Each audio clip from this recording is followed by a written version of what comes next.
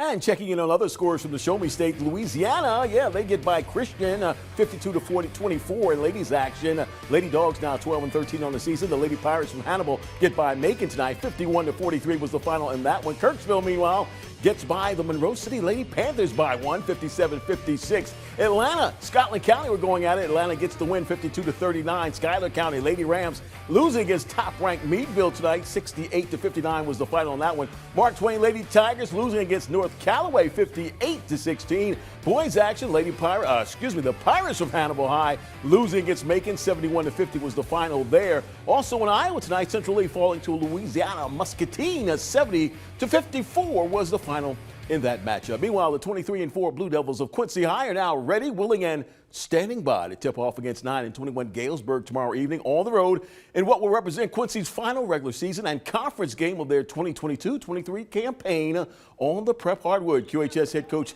Andy Douglas, now in his 9th season at the helm of the Blue Devils, had his squad working hard on their defensive skills for the majority of today's final session before they tip off against those Silver Streaks. Galesburg now 6-8 playing at home, while Quincy sporting a 6-1 record playing on the road in the Western Big Six. Blue Devils are now not resting, I should say, on the fact that they beat the Silver Streaks 76-31 during their first meeting of the season back on January 13th in the Gem City. Quincy will be in search of their 4th straight win tomorrow evening at 7 p.m. at GHS.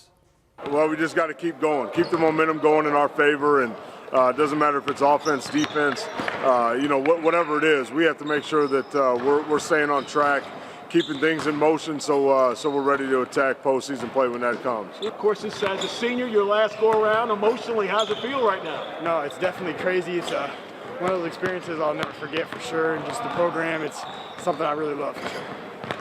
That's a wrap for sports. We'll be back.